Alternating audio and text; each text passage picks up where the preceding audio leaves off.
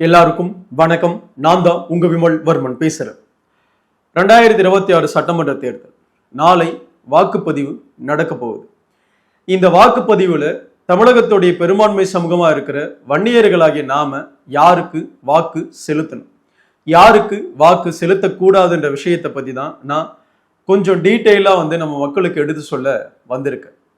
2021 சட்டமன்ற தேர்தல் பெரும்பகுதியா இளைஞர்களா இருந்த வன்னியர்கள் முதல் முறை ஓட்டர்ஸா இருந்திருக்கலாம், இல்ல ரெண்டாவது முறை 2021 சட்டமன்ற தேர்தலில் ஓட்டு போட்டிருக்கலாம். நீங்க இந்த தலைமுறை இந்த இரண்டு தேர்தல்கள், அதாவது 2016 பிறகு 2021 இந்த தேர்தல்களை நேரடியாக களத்திலேயோ இல்ல மீடியாக்கள் மூலமாகவோ ஊடகங்கள் மூலமாகவோ பல இளைஞர்கள் வன்னியர்கள் பார்த்திருப்பீங்க. கடந்த 2021 சட்டமன்ற தேர்தல் முடிந்த பின்னாடி திமுக வன்னியர்களுக்கு என்ன மாதிரியான வாக்குறுதிகளை கொடுத்தாங்க, வன்னியர்களுக்கான தனி உள் இடஒதுக்கீடு பற்றி அவர்கள் என்ன சொன்னாங்க அப்படின்னு அனைத்து வன்னியர்களுமே காது கொடுத்து கேட்டிருப்பீங்க. கடந்த முறை 2021 திமுக சார்பாக 37 வன்னியர்களுக்கு வாய்ப்பு கொடுக்கப்பட்டது. ஆனா 2026 சட்டமன்ற தேர்தலை கம்பேர் பண்ணும்போது ஒட்டுமொத்தமாக வன்னியர்களுடைய இடஒதுக்கீடை பற்றியோ இல்ல வன்னியர்களுக்கான அந்த 37 சீட்டுகள் கொடுக்கப்பட்டிருக்கா அப்படின்னு கேட்டா முற்றிலுமாக இல்லாம இந்த முறை வெறும் 27 சீட்டுகள் தான் திமுக கொடுத்திருக்கு. வன்னியர்களுக்கு 10.5% கொடுக்கல. இப்படி வன்னியர்களுக்கான எந்த முன்னெடுப்புகளுமே திமுக கடந்த 5 வருஷத்துல ஒரு துளி கூட கிழிச்சு போடல. புரியுதுங்களா? ஏன்னா இவ்வளவு தூரம் ஒரு பெரும்பான்மை சமூகத்தை இன அழிப்பு செய்யறதுல கடந்த 5 வருடமாக திமுக பெரும் வேலையை பார்த்திருக்கு. அப்படியாப்பட்ட ஒரு கூட்டணிக்கு பெரும்பான்மை சமூகமா இருக்கிற வன்னியர்கள் நாமெல்லாம் வாக்களிச்சோம் அப்படின்னா நம்மளுடைய அடுத்த தலைமுறை நல்லா இருக்குமா? நீங்களே முடிவு பண்ணுங்க. வன்னியர்களை நோக்கி தான் இந்த கேள்வியை நான் முன்வைக்கிறேன். நம்மளுடைய அடுத்த தலைமுறை நல்லா இருக்குமா? நம்ம பிள்ளைகளுக்கான கல்வி, வேலை வாய்ப்பு இதையெல்லாம் உறுதிப்படுத்துற தனி இடஒதுக்கீடை நாம 40 வருஷமா போராடி கேட்டுட்டு இருக்கோம். சும்மா வாய் வார்த்தையில வன்னியர் சமூகம் கொடுங்கலாம் கேட்கல. நம்ம 21 உயிர்களை இழந்திருக்கோம். பல பேர் குண்டடிப்பட்டிருக்காங்க. பலர் வழக்குகளை சந்திச்சிருக்கோம். பலர் வாழ்க்கையை இழந்திருக்கும். இப்படி பெரும்பான்மை சமூகம் ஒரு இராணுவத்தை எதிர்த்து மிகப்பெரிய ஒரு போராட்ட களத்தை செய்து அதற்கு பிறகுதான் எம்பிசின்ற ஒரு ரிசர்வேஷனே தமிழகத்துக்குள்ள கொண்டுட்டு வந்தாங்க. புரியுதுங்களா? அப்படியாப்பட்ட ஒரு இடத்துல இருந்து அதுக்குள்ள வன்னியர்கள் பெரும்பகுதியாக எந்த ஒரு நல்லதையும் நாங்க அனுபவிக்கல அப்படின்ற எண்ணத்துக்காகத்தான் இந்த சமூகம் 40 ஆண்டு கால மிகப்பெரிய கோரிக்கையா நிக்கிற வன்னியர்களுக்கான தனி உள் இடஒதுக்கீடை பற்றி தொடர்ச்சியாக நாம வலியுறுத்திட்டு இருக்கோம். இந்த வலியுறுத்தலை திமுக செவிசாய்த்து கேட்டுச்சா அப்படின்னு கேட்டா சுத்தமா கேட்கல. சட்டமன்றங்கள்ல வன்னியர்களுக்கு 10.5% கொடுக்க முடியாது அப்படின்னு அப்போதைய அமைச்சரா இருந்த ராஜகண்ணப்பன் நேரடியா சொன்னாரு. புரியுதுங்களா? வன்னியர்களுக்கெல்லாம் நாங்க கொடுக்க முடியாதுங்க, 10.5% நீங்க கேட்கிற மாதிரி எல்லாம் கொடுக்க முடியாது அப்படின்னு நேரடியாக அமைச்சரை வச்சு திமுக அரசு சட்டமன்றத்திலே பேச வச்சாங்க.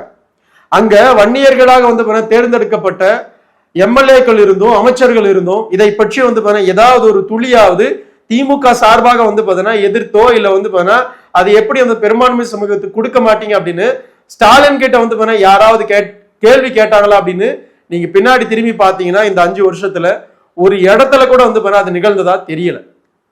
அப்படி இருக்கும் பட்சத்துல 2026 சட்டமன்ற தேர்தலை நோக்கி திமுக நகர்ந்து பாட்டாளி மக்கள் கட்சிக்குள்ளே ஒரு குழப்பத்தை விளைவித்து பாட்டாளி மக்கள் கட்சியை ரெண்டா பிரிப்பதற்கு ஜி.கே. மணியை பயன்படுத்தி, காந்திமதியை பயன்படுத்தி, முகுந்தன் சுகுந்தனை பயன்படுத்தி, சுசிலாவை பயன்படுத்தி, கடைசியாக ராமதாஸ் அவர்களையே பயன்படுத்தி கடந்த 2-3 நாட்களாக என்ன மாதிரியான பேச்சுக்களை பாட்டாளி மக்கள் கட்சிக்கு எதிராகவும் சொந்த வன்னியர்களுக்கு எதிராகவும் மாம்பழ சின்னத்துக்கு எதிராகவும் ராமதாஸ் வாயிலிருந்து பேச வச்சிருக்காங்கன்னு ஒட்டுமொத்த வன்னியர்கள் ஆகிய நாமளே தெரிஞ்சிருப்போம், தெரிஞ்சு வச்சுட்டு இருக்கோம். அப்படி திமுக இவ்வளவு சதிகளை வன்னியர்களுக்கு எதிராக அரங்கேற்றப்படும் பொழுது நாளை வாக்குப்பதிவுல வன்னியர்கள் திமுகவுக்கு நம்ம வாக்கு செலுத்தணும் அப்படின்னா அந்த வாக்கு நம்மளுடைய அடுத்த தலைமுறையுடைய எல்லா விஷயத்தையுமே அழிக்குமா அழிக்காதா? அழிச்சே தீருமா தீராதா? வன்னியர்களுடைய விஷயத்தை இன அழிப்பு செய்யறதுக்காகவே ஸ்டாலின் கும்பல் இருக்கும் பொழுது அந்த கும்பலுக்கு வன்னியர்கள் வாக்கு செலுத்தினா வன்னியர்களை நல்லா இருப்போமா? இந்த சமூகம் நல்லா இருக்குமா? இந்த சமூகத்துடைய அடுத்த தலைமுறை வந்து நல்லபடியா இருக்குமா? சொல்லுங்க. என் புள்ள நல்லபடியா படிக்கணுங்க, நல்ல ஒரு வேலைக்கு போகணுங்க, அரசாங்க வேலை வாய்ப்புக்கு போகணுங்க, என் வீட்டு பொண்ணு வந்து அரசாங்க வேலை வாய்ப்புல இருக்கிற ஒரு மருமகனுக்கு தான் நாங்க கொடுக்கணுங்க அப்படின்னு பல வன்னியர்கள் வந்து கனவு உலகத்துல வாழ்ந்துட்டு இருப்பீங்கல்ல. அந்த கனவெல்லாம் நிறைவேறணும் அப்படின்னா திமுகவுக்கு வாக்கு செலுத்தினீங்கன்னா அது நிறைவேறுமா? அது நடக்குமா? என் புள்ள நல்லபடியா வந்து ஒரு கல்வி வேலை வாய்ப்பை வந்து பெற முடியுமா? திமுக சார்பாக வந்து கண்டிப்பா முடியாது. கடந்த 5 வருடத்துல வன்னியர்களுக்கு எதிராக எல்லா துறையிலுமே வந்து சதி பண்ணியிருக்கிறாங்க. அப்படியாப்பட்ட ஒரு சதி செயலை செய்த அந்த கும்பலுக்கு வந்து வன்னியர்கள் வந்து வாக்கு செலுத்தணும்ன்ற எண்ணம் இருக்கு அப்படின்னா அப்போ இந்த முட்டாள் ஜாதியை வந்து அவங்க எப்படி எல்லாம் பயன்படுத்துவாங்க? ஒரு விஷயம் வன்னியர்களுக்கு புரியுதா புரியலையானே தெரியல. ஏன்னா சுதந்திரம் அடைந்து இந்நாள் வரைக்கும் வன்னியர்கள் தமிழகத்துடைய பெரும்பான்மை சமூகமா இருந்து கூட ஒரு துணை முதல்வராக கூட வந்து வர முடியல. ஏன் அந்த துணை முதல்வர் விஷயத்துக்கு கூட வன்னியர்களுக்கு தகுதி கிடையாதா அப்படின்னு தெரியல. சொல்லுங்க பார்க்கலாம். வன்னியர்களுக்கு நாங்க அதை நோட்டி இருக்கோம், இதை நோட்டி இருக்கோம், இதை செஞ்சிருக்கோம், அதை செஞ்சிருக்கிறோம், அதை கிழிச்சிட்டோம், இதை கிழிச்சிட்டோம் அப்படின்னு பலர் பேசுறாங்களே. பெரும்பான்மை சமூகத்தோடைய வந்து மிகப்பெரிய பிம்பமா இருக்கிற இந்த சமூகத்திலிருந்து ஒரு பிரதிநிதியாக ஒரு துணை முதல்வரையோ முதல்வர் வேட்பாளரோ பெரிய கட்சிகள் வந்து அறிவிச்சிருக்கா? பாட்டாளி மக்கள் கட்சியை தவிர வேற யாராவது வந்து அறிவிச்சிருக்காங்களா அப்படின்ற சுய சிந்தனை வந்து வன்னியர்களுக்கு என்னைக்காவது தோணி இருக்கா? அப்படி என்ன வந்து வன்னியர்களுக்கு இப்படி முட்டாளா வந்து வாழ்றதுல சந்தோஷம்? புத்தின்னு ஒண்ணு இருக்கா? படிச்ச பசங்களுக்கும் புத்தி இல்ல, இளைய தலைமுறை இருக்கிற பிள்ளைகளுக்கு வந்து புத்தி இல்ல. இப்ப இருக்கிற தலைமுறையில இருக்கிற பசங்க போன முறை வந்து சீமானுக்கு ஓட்டு போட்டு சீமான் நொட்டி தள்ளிடுவான் சமூகத்துக்கு அப்படின்னு பலர் வந்து வாக்கு போட்டீங்க. இந்த முறை அப்படியே மாறி வந்து விஜய்க்கு ஓட்டு போட போறேன்னு இருக்கிறீங்க. உன் வீட்டு பிள்ளையை பத்தி உன் வீட்டு பிள்ளை நாளைக்கு படிச்சு நல்ல ஒரு அரசாங்க வேலை வாய்ப்புக்கு போகணும், நல்ல ஒரு கல்வி தரமான ஒரு விஷயம், நீ எந்த ஒரு செலவும் இல்லாம அது நடக்கணும் அப்படின்னா இந்த சமூகத்துக்கான உள்ள இடஒதுக்கீடு எவ்வளவு பெரிய தேவைன்றத புத்தியில உங்களுக்கு எல்லாம் தெரியாதா? படிச்சிருக்கிற ஓட்டு போடுறேன் அப்படின்னு வந்து விசிலுக்கு ஓட்டு போடுறேன் அப்படின்னு சொல்லிக்கிட்டு சுத்துற வன்னியர்களுக்கு எல்லாம் புத்தி இல்லையா? பசங்களுக்கு புத்தின்னு ஒண்ணு வந்து உங்களுக்கு மண்டையில இருக்கா இல்லையா? ரசிக கூட்டமாவே வந்து கடைசி வரைக்கும் இருந்து உன் குடும்பத்தையும் நாசப்படுத்தி உன் பிள்ளையோடைய வாழ்வாதாரத்தையும் நாசப்படுத்தி இப்படியே இருந்துருவீங்களா? சரி, நான் அதெல்லாம் தாண்டி கேட்கிறேன். நீ கஷ்டப்பட்டே உன் பிள்ளைய படிக்க வச்சிருவியா? கடைசி வரைக்கும் ஒரு எம்பிபிஎஸ் ஆக்கிடுவியா? எல்லாம் ஆக்கிடுவியா? சரி, ஒரு எம்பிபிஎஸ் டாக்டர் ஆக்கிட்டு எதுவா இருந்தாலும் வந்து அரசாங்க அதிகாரத்துக்கு வந்து இருக்கிற இடத்துக்கு தானே போகணும். அரசாங்க அதிகாரி கிட்ட தானே போய் நிக்கணும். உங்களுடைய தேவைகளை பூர்த்தி பண்றதுக்கு நம்முடைய அன்றாட வாழ்க்கையில நம்மளுக்கு என்னெல்லாம் தேவையோ மிக முக்கியமான தேவைகளை அரசு அதிகாரிகள் தான் வந்து செஞ்சு கொடுக்குறாங்க. செய்யறாங்களா இல்லையா? அந்த அதிகாரத்துக்கு இந்த சமூகத்தை எடுத்துட்டு போகணுமா வேலையா? வேணாமா? வேணாமா? சொல்லுங்க. விசிலுக்கு ஓட்டு போட்டுடலாம், சீமானுக்கு ஓட்டு போட்டுடலாம், திமுகவுக்கு ஓட்டு போட்டுடலாம், யாருக்கு ஒன்னாலும் ஓட்டு போட்டுடலாம். நம்ம அடுத்த தலைமுறை பிள்ளைங்க வந்து அரசு அதிகாரிகளா வர வேண்டாம், ஒன்னும் பண்ண வேண்டாம். புரியுதா இல்லையா? விசில் அடிச்சாங்க குஞ்சுகளா வந்து உட்காந்துக்கிட்டு விஜய் வந்து நம்மளுக்கு நொட்டிடுவாரு, திமுக ஸ்டாலின் நம்மளுக்கு நொட்டிடுவாரு, சீமான் நம்மளுக்கு நொட்டிடுவாரு, அவங்க நொட்டிடுவாங்க, இவங்க நொட்டிடுவாங்க. புரியுதுங்களா? அவங்க எல்லாம் நொட்டி தெளிவாங்க. அதனால நம்மளுக்கு எந்த கவலையும் கிடையாது. என் பிள்ளைய பெத்துட்டா போதும். புரியுதா இல்லையா? அவனுக்கு சோறு போட தேவையில்ல, எதுவும் பண்ண தேவையில்ல, அப்படியே எல்லாம் போட்டாலே நான் கஷ்டப்பட்டு போட்டுக்கிறேன்ற இடத்துலயே ஒட்டுமொத்த வன்னிய இளைய தலைமுறை இருந்துருவீங்களா? இப்ப கை குழந்தை வச்சிருக்கிற எல்லா வன்னியர் பசங்களையும் பார்த்து கேட்கிறேன் நான். உன் பிள்ளைக்கு வந்து என்ன அதிகாரத்தை நீ கொடுக்க போற? என்ன விஷயத்தை வந்து அடுத்த தலைமுறைக்கு உறுதிப்படுத்தி கொடுக்க போற? நல்ல கல்வியை நம்மளால கொடுத்துட முடியும். கல்வியை வந்து கஷ்டப்பட்டு வந்து உட்கார்ந்து அந்த பிள்ளைக்கு எல்லா விஷயத்தையும் சேர்த்துட முடியும். ஒரு நல்ல அரசு அதிகாரியா உன்னால உருவாக்க முடியுமா? ஒரு தாசில்தார் ஆபீஸ்ல போயிட்டு வந்து ஒரு கையெழுத்து வாங்குறதுக்கு எவ்வளவு தூரம் வந்து இந்த சமூகம் வந்து நிக்கிறீங்களா இல்லைங்களா? ஒரு சின்ன சின்ன அதிகாரம், ஒரு ரேஷன் கடையில இருந்து ஏகப்பட்ட இடங்கள்ல வந்து போய் நிக்கிறீங்களா இல்லையா? ஒரு கவர்மெண்ட் டாக்டர் கிட்ட வந்து போய் நிக்கிறீங்களா இல்லைங்களா? ஏகப்பட்ட துறையில வந்து வன்னியர்கள் உட்கார்ந்துட்டு ஒரு போலீஸ் ஸ்டேஷன்ல போய் எதையுமே தெரியாம, ஒரு நீதிமன்றத்துல போய் எதையுமே தெரியாம இந்த சமூகம் வந்து நிக்கிறது உங்களுக்கு எல்லாம் புரிதல் இருக்கா இல்லையா? அப்ப அரசு அதிகாரிகளாக, அரசாங்கம் வந்து பிரதிநிதிகளாக, அரசாங்கத்துடைய அதிகார பணியில இந்த சமூகம் வந்து போய் உட்காரணுமா இல்லையா? ஐஏஎஸ்களாக, ஐபிஎஸ்களாக ஒரு மிகப்பெரிய வந்து பொறுப்புகள்ல இந்த சமூகம் போய் உட்காரணுமா வேண்டாமா? அப்படி உட்காரணும் அப்படின்னா திமுகவுக்கு ஓட்டு போட்டா நடந்துருமா? விஜய்க்கு ஓட்டு போட்டா நடந்துருமா? சீமானுக்கு ஓட்டு போட்டா நடந்துருமா? நான் கேட்கிறேன். இவங்க மூவருக்கும் ஓட்டு போட்டா நடந்துருமா? நடந்துரும் வந்து சொல்ல முடியுமா? உங்களால உறுதிப்படுத்த முடியுமா? விஜயால வன்னியர் சமூகத்தை பற்றி வந்து ஒரு சின்ன ஒரு எல்லளவு 40 ஆண்டு காலமாக தமிழகத்துடைய பெரும்பான்மை சமூகம் இவ்வளவு பெரிய குண்டடிப்பட்டு 21 உயிர்கள் இறந்து அவங்க இவ்வளவு பெரிய விஷயத்தை கேட்டுட்டு இருக்கிறாங்க. அதை நான் செய்வேன் அப்படின்னு தைரியம் இருந்தா விஜயால பேச முடியுமா? சொல்லுங்க பார்க்கலாம். பேசுவாங்களா? பேசுறதுக்கான அந்த கட்ஸும் அந்த திறனையும் விஜய்க்கு இருக்கா? திமுகவுக்கே இல்லாத போது விஜய் வந்து பேசுவாரா? சொல்லுங்க. என்ன மாதிரியான சிந்தனையில வந்து வன்னியர்கள் நாம எல்லாம் வாழ்றோம்? என்ன மாதிரியான மனநிலையில வந்து அடுத்த தலைமுறை இருக்கிறீங்க? புரியல. உன் வீட்டு பிள்ளைக்கு வந்து இன்னைக்கு இருக்கிற வந்து ஒரு 10 ரூபாய் பிஸ்கெட் வாங்கி கொடுத்துட்டேன், ஒரு 50 ரூபாய்க்கு சாக்லேட் வாங்கி கொடுத்துட்டேன், அது மட்டுமே என் பிள்ளைய நல்லபடியா பாத்துக்கிறதுக்கு வந்து போதுமானது அப்படின்ற எண்ணத்தோட இருக்கிறீங்களா? பசங்களை மட்டும் இல்ல, நம்ம வீட்டு பெண்களையும் கேட்கிறேன். ரசிக கூட்டமா இருந்துகிட்டு வந்து விஜய்க்கு ஓட்டு போடும் அப்படின்னு வந்து சுத்துறீங்களே, அப்படி ஓட்டு போட்டு வந்து என்ன வந்து உங்க பிள்ளைக்கு கொடுத்துருவீங்க? நீங்க என்ன பாதுகாப்பு கொடுத்துட முடியும்? அரசு அதிகாரிகளா வந்து உருவாக்கிட முடியுமா? டிஎன்பிசில வந்து எத்தனை பர்சன்டேஜ் வன்னியர்கள் வந்து வெற்றி பெறாங்கன்னு தெரியுமா? ஒரு 2 மார்க் 1 மார்க்ல எத்தனையோ வன்னியர் பிள்ளைகள் வந்து டிஎன்பிசில இருந்து அவங்களுடைய வந்து வாழ்க்கையே நம்பி வந்து அரசாங்க அதிகாரிகளா மாறிடும் அப்படின்னு இன்னைக்கு வரைக்கும் போக முடியாது. எத்தனை பேர் தவிச்சிட்டு இருக்காங்க தெரியுமா? ரசிக கூட்டமா இருக்கிற வன்னியர்களுக்கு அது அந்த சிந்தனை ஏதாவது இருக்கா? அவன் கவர்மெண்ட் ஜாப்ல இருக்கான்பா, இவன் கவர்மெண்ட் ஜாப்ல இருக்கான்பா. நீ எப்ப கவர்மெண்ட் ஜாப்புக்கு போவ?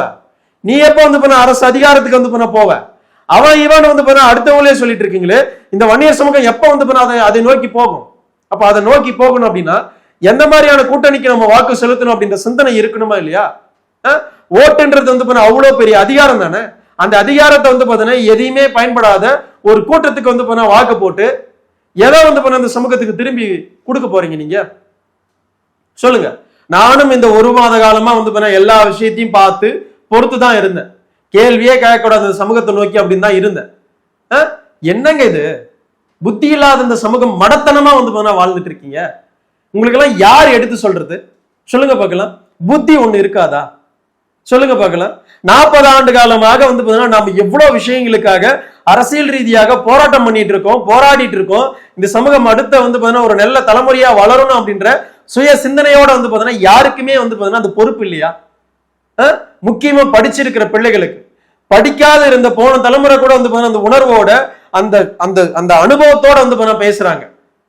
ஆனா படிச்சு நல்லபடியா வந்து ஒரு வேலை வாய்ப்பு போயிருக்கிற இந்த இந்த சமூகத்துடைய கூட்டத்தில் இருக்கிற தற்குறிகளுக்கு தான் புரியல நம்ம யாருக்கு வாக்கு செலுத்தணும், அந்த வாக்கு எவ்வளவு தூரம் வந்து நம்மளுடைய அடுத்த தலைமுறைக்கு இம்பாக்ட் ஆகும் அப்படின்னே தெரியாம கோமாளி கூட்டமா வாழ்ந்துட்டு இருக்கோம். நாம கோமாளி கூட்டமா வாழ்ந்துட்டு இருக்கோம். சொல்லு பார்க்கலாம். ஒரே கேள்வி, ராமதாஸ் என்ன வன்னியர்களுக்கு பண்ணாரு? அன்புமணி என்ன வந்து பண்ணாரு? அதிகாரத்தை கொடுக்காம வந்து அவங்க எப்படா பண்ணுவாங்க? என்ன முதலமைச்சர் ஆகிட்டியா நீ? சொல்லு பார்க்கலாம். இல்ல வந்து இப்ப 18 தொகுதி வாங்கியிருக்கு, 18 தொகுதிக்கு வந்து வன்னியர்கள் பூரா ஓட்டு போட்டு 18 வேட்பாளர்களை வந்து ஜெயிக்க வச்சுட்டு வந்து அவங்க அதிகாரத்துக்கு அனுப்பிட்டு கேள்வி கேட்டா அப்படின்னா வந்து அதுல நியாயம் இருக்குது? 23 சீட்டுல வந்து 4 சீட்டு வந்து வன்னியர்களை, 5 சீட்டு வன்னியர்களை வெற்றி பெற வச்சுக்கிட்டு அதிகாரத்துக்கு வந்து அவங்க போகாம பெரும்பகுதியா அவங்களை அனுப்பாம இவங்க வந்து வன்னியர்களுக்கு நொட்டலன்னா எப்படி நொட்டுவாங்க? எப்படி நல்லது நடக்கும்? நீதான் போடுறிய கண்டவனுக்கு ஓட்டு போட்டு. போன முறை வந்து 7-8 தொகுதிகள் வந்து சொற்ப 5000 ஓட்டு வந்து கம்மியான வந்து முறையில தோற்று போனோம். 23 தொகுதியில 2021 சட்டமன்ற தேர்தலில் வெறும் 5000 வாக்குகளுக்குள்ள 7 தொகுதிகள். அந்த 7 பேர் போயிருந்தாங்கன்னா 5 வந்து 7 12 பேர் உள்ள போயிருந்தாங்கன்னா இன்னைக்கு வன்னியர்களுக்கான 10.5% சாத்தியப்பட்டிருக்கும். இந்த புத்தியே இருக்காது உங்களுக்கு எல்லாம். இன்னைக்கே உட்காந்துக்கிட்டு விசிலுக்கு ஓட்டு போட போறேன், சீமானுக்கு ஓட்டு போட போறேன், திமுகவுக்கு ஓட்டு போட போறேன் அப்படின்னு சுத்திட்டு இருக்கீங்க. உங்களுக்கு எல்லாம் வந்து அப்புறம் வந்து கேள்வி மட்டும் தான் கேட்பீங்களா? அதிகாரத்துக்கு அனுப்பிட்டு பெரும்பான்மை சமூகத்தை வந்து அதிகாரத்துல உட்கார வச்சுட்டு கேள்வி கேட்கணும். புரியுதா இல்லையா? அந்த சிந்தனை தான் படிச்சவனுக்கு இருக்கணும். எதையுமே இல்லாம உட்காந்துக்கிட்டு தற்குறிங்க போல வந்து பாத்தீங்கன்னா காட்டு வாக்குல வந்து சுத்துறதுக்கு பேரு என்ன சொல்றதுன்னா, நாளை வந்து பாத்தீங்கன்னா வாக்குப்பதிவு. நீங்க போடுற வந்து ஒவ்வொரு வாக்கும் வந்து சமூகத்துடைய அடுத்த தலைமுறை உங்க பிள்ளைகளுடைய வாழ்வாதாரத்தை வந்து பாத்தீங்கன்னா தீர்மானிக்கிற ஒரு செயல் அது. புரியுதா இல்லையா? ரசிக கூட்டமா போய் ஓட்டு போடாத, திமுக அடிமைகளாவும் வந்து போய் ஓட்டு போடாத, அப்புறம் வந்து பாத்தீங்கன்னா தமிழர் அப்படின்னு சொல்லிக்கிட்டு இந்த நாம் தமிழர் கோமாளிங்க இருப்பாங்க, அந்த கோமாளிகளுக்கும் வாக்கு செலுத்தாதீங்க. நாம ஓட்டு போட வேண்டிய இடம் அதிமுக அலைன்ஸ், அதிமுக கூட்டணி. புரியுதா இல்லையா? அதிமுக கூட்டணியில வந்து பாத்தீங்கன்னா நிக்கிற கட்சிகளுக்கு தான் வன்னியர்களுடைய வாக்கு வந்து பாத்தீங்கன்னா போகணும். அப்படி போனா மட்டும்தான் அடுத்த தலைமுறைக்கான அனைத்தையுமே நம்மளால சாத்தியப்படுத்த முடியும். அப்படி முடியல, அதை செய்ய முடியாதுன்னா ஒண்ணுமே பண்றதுக்கு இல்லை. அவ்வளவு தூரம் மனசுக்குள்ள ஆதங்கம் இருக்கு. இன்னும் பேச முடியாத பல விஷயங்கள்லாம் விமலவர்மனுடைய மனசுல இருக்கு. சுத்தமான புரிதல் இல்லை இந்த சமூகத்துக்கு. படிக்காதவங்களுக்கு புரிதல்னா படிச்சவங்க வந்து பாத்தீங்கன்னா புரிய வைக்கணும். படிச்ச தற்குறிகளா வந்து பாத்தீங்கன்னா வன்னியர்கள் வாழ்ந்துகிட்டு கண்டவனுக்கு ஓட்டு போட்டுக்கிட்டு படிக்காதவர்களை பார்த்து வந்து பாத்தீங்கன்னா கேள்வி கேட்டுட்டு இருக்கீங்க. அதுவும் வந்து பாத்தீங்கன்னா வன்னியர் சமூகத்தில் இருக்கிற இந்த விசிலடிச்சாங்குஞ்சிகளா இருக்கிற இளைய தலைமுறைகளுக்கு பெண் பிள்ளைகள், உங்களுக்கு எல்லாம் உங்க புத்தி இருக்குதாமா? நாளைக்கு கல்யாணம் பண்ணிக்கிட்டு போய் ஒரு பிள்ளைய நீங்க பெக்கணும், வளர்க்கணும், அந்த பிள்ளைக்கான கல்வி வேலை வாய்ப்பை வந்து உறுதிப்படுத்தி கொடுக்கணும். ஒன்னும் வந்து கிளிப்பாரா விஜய் வந்து? விஜய் வந்து நொட்டி தெளிவாரு நினைச்சிட்டு இருக்கேன். நான் கனவு உலகத்துல வாழ்ந்துட்டு இருக்கேன். சினிமா ஒன்னு நினைச்சிட்டு இருக்காத. சினிமா கிடையாது, இது ரியல் லைஃப். அது புரியுதா இல்லையா? சினிமா வாழ்க்கை கிடையாது. அது எந்த புத்தியும் இல்லாம வந்து உட்காந்துட்டு பெரியவங்களை வந்து பாத்தீங்கன்னா நீங்க விஜய்க்கு தான் ஓட்டு போடணும். என்னமா நீங்க படிச்சிருக்கீங்களா? படிப்பறிவு இருக்கா இல்லையா? ரசிக மனப்பான்மையில வாழ்ந்துகிட்டு சின்ன சின்ன பசங்களா இருந்துகிட்டு உங்களுக்கு புத்தியே இல்லைன்னா என்ன சொல்றது? யார் உங்களுக்கு வந்து சொல்லி வந்து புரிய வைக்கிறது? புத்தியோட இருந்துக்குங்க. திமுக எதிராக வந்து வாக்கு செலுத்துறது மட்டும் கிடையாது, விஜய்க்கும் வாக்கு செலுத்தக்கூடாது, நாம் தமிழருக்கும் வந்து பாத்தீங்கன்னா வாக்கு செலுத்தக்கூடாது வன்னியர்கள். நான் நேரடியா தான் சொல்றேன். இந்த இனம் வாழணும், இந்த சமூகம் நல்லபடியா இருக்கணும், இந்த சமூகத்துக்கான அதிகாரங்கள் கிடைக்கணும், இந்த சமூகத்துக்கான கல்வி வேலை வாய்ப்பை உறுதிப்படுத்தி நம்ம அடுத்த தலைமுறைக்கு கொடுக்கணும் அப்படின்னா நாம வாக்கு செலுத்த வேண்டிய இடம் அதிமுக கூட்டணி. புரியுதுங்களா? அது 2026 நடந்தா மட்டும்தான் இந்த சமூகம் வந்து பாத்தீங்கன்னா மீளும். இல்ல அப்படின்னா அன்னக்காவடிகளா மட்டும்தான் வந்து பாத்தீங்கன்னா விசிலடிச்சாங்குஞ்சுகளாக மட்டும்தான் வந்து இந்த சமூகம் எந்நாளைக்குமே வந்து பயன்படுத்துவாங்க. புரிஞ்சுக்கங்க. அதையெல்லாம் தாண்டி இன்னொரு விஷயம் சொல்றேன். உங்க விஜய் விஜய் அப்படின்னு வந்து சுத்திட்டு இருக்குல்ல, உங்க விஜய் வன்னியர் சமூகத்தில இருந்து வந்து இருக்கிறல 22 சீட்டு கொடுத்திருக்கிறாரு உங்க விஜய் வன்னியர் சமூகத்துக்கு. பட்டியல் சமூகத்துக்கு 65 சீட்டு வந்து கொடுக்கப்பட்டிருக்கு. புரியுதா இல்லையா? கொங்கு வேளாளருக்கு 60 சீட்டு கொடுக்கப்பட்டிருக்கு. தமிழகத்துடைய பெரும்பான்மை சமூகத்துக்கு வெறும் 22 சீட்டு தான் உங்க விஜய் அண்ணன் நொட்டித்தல் இருக்கிறாரு. 60 சீட்டு மைனாரிட்டி ஜாதிகளுக்கு கொடுக்கப்பட்டிருக்கு. அப்போ வன்னியர் சமூகத்தின் மீது எந்த அளவுக்கு வந்து பாத்தீங்கன்னா விஜய்க்கு அக்கறை இருக்குன்றத விஜயோடைய ரசிகர்களா இருக்கிற வந்து வன்னியர்கள் தெல்ல தெளிவா புரிஞ்சுக்கணும். திமுக விட வந்து மிக மோசமான ஒரு ஆளாக விஜய் வந்து பாத்தீங்கன்னா வன்னியர் சமூகத்துக்கு எதிராக வந்து பாத்தீங்கன்னா திகழ்ந்துட்டு இருக்கிறாரு. புரியுதா இல்லையா? ரசிக மனப்பான்மையில வந்து வாழ்ந்துகிட்டு திமுகவும் விஜயும் ஒண்ணுதான், அந்த புரிதலோட வந்து வன்னியர்கள் இருக்கணும் அப்படின்னு வாக்கு செலுத்தணும் அப்படின்னு இந்த நேரத்துல ஒட்டுமொத்த வன்னியர்களுக்கும் விமலவர்மன் சொல்லிக்கிறேன். மீண்டும் மீண்டும் சொல்றேன், அதிமுக கூட்டணிக்குத்தான் நம்மளுடைய வாக்குகள் வந்து போடணும், அதிமுக கூட்டணிக்கு மட்டும்தான் நம்ம வாக்கு செலுத்தணும் அப்படின்ற சிந்தனையோட வந்து வன்னியர்கள் செயலாற்றணும், செயல்படணும் அப்படின்னு ஒட்டுமொத்த வன்னியர்களுக்கும் விமலவர்மன் அன்போடு சொல்லிக்க கடமைப்பட்டிருக்க. நன்றி, வணக்கம். அடுத்த ஒரு நல்ல காணொலியில உங்களை நான் சந்திக்கிறேன்.